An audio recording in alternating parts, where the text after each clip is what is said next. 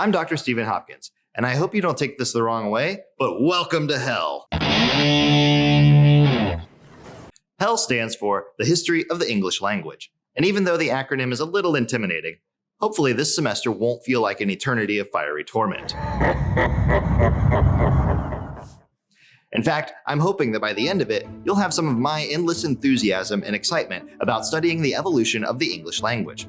One thing to keep in mind is this: every language is always in motion. Want an example? Here's one. Are you familiar with the phrase, the King's English or the Queen's English? It's an expression that comes to us from England and refers to a certain way of speaking English. It's refined, high class, high status. It's proper. You don't expect vulgarity or slang to come from their majesty. Now, let's change gears. Have you ever heard someone say, "I'm gonna ask you a question"? When I was growing up, I was told that this is bad English, that it was somehow broken and in need of fixing. But here's the thing. Since language is always changing, I can prove to you that asking questions was once considered the King's English. That's right. If we look up the verb to ask in the Oxford English Dictionary, we'll see the following.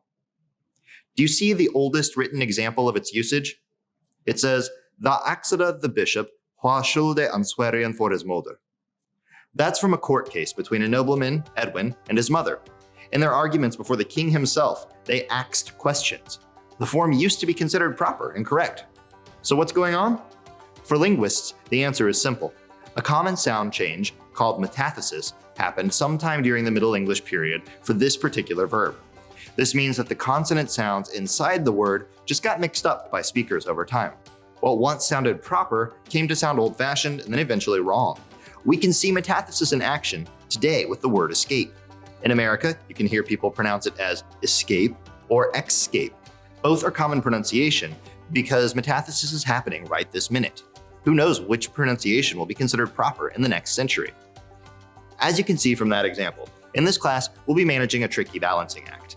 In order to really understand the evolution of English, we have to learn about linguistics, the scientific study of language.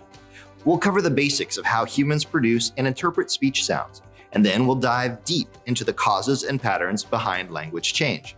But no language has ever existed in a vacuum, so we'll also need to dig into some history, some literature, and sociology to really get at the complexity of the language and its users over time, as we did just now with an 11th century court document and the OED.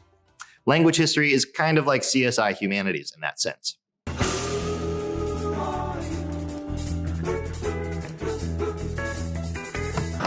Now, to give you a glimpse of the hellscape to come, I'll be your guide through HEL as we cover 5 major phases of English linguistic history. The earliest stage is Proto-Indo-European to Pre-Germanic. Thanks to the last 2 centuries of linguistic detective work, we now know that English is part of a family of languages called Germanic. So, German, Dutch, Frisian, and the Scandinavian languages are some of the closest linguistic relatives today. But Germanic itself was once a language group that broke off of and evolved from an even bigger and older superfamily called Indo-European. Believe it or not, in the next few weeks, we'll see how languages as diverse as Iranian, Hindi, Ancient Greek, Hittite, French, Icelandic, Welsh, and yes, English, are all ultimately descended from Indo-European. From there, we'll study the Old English period, the earliest stage of what we can properly call English. It's the language Beowulf was written in, and was spoken from about 500 CE to 1100 CE. Here's what it sounded like. What? Weigardena in Jerdagum, Theudkuniga Thrumjefrunum, Ut Athelingas Ellen Fremedon, Oft Shield Shaving, Shildena Thratum, Morium Megthum, Medsettla Oftak, Exoda Erlas. Sedan erest war Verschaft funden, Hedas Frovreje Bad, Welk Sander Oklum, Werfmundum Thak, og that hem Eigwilch that te tindra over Ronrade Hiranschulde, Gomban Gilden. That was God Kuning. Hear that? It's hard to believe that that's a form of English, huh? After that, the third phase is Middle English, the language of Chaucer, spoken from about 1100 CE to 1500 CE. It's a bit more familiar, the grammar is simpler, but the pronunciation is still pretty foreign. One April, with his shore sorter, the drucht of March hath persed to the roter, and bathed every vine in switch liqueur of which virtue engendered is the floor. One Zephyrus eke, with his sway to breath, in spirit hath in every hort and heath the tender croppus, and the younge sonne hath in the ram his halve course y runne, an smala fulus maken melodie.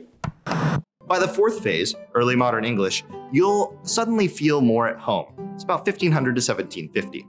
This is a language of Shakespeare and the King James Bible, and we can still understand it today. To be or not to be? That is the question. And from there, we're at modern English in all its complicated and messy glory, the language of the British Empire and also oppression, but also the world's current lingua franca, complete with countless regional dialects and accents all over the world, not to mention the internet. So that's HEL in a nutshell. Get ready for a whirlwind tour of 5,000 years of language, literature, and history. You can start by heading to Module 0, What the Hell, and beginning with the first reading listed.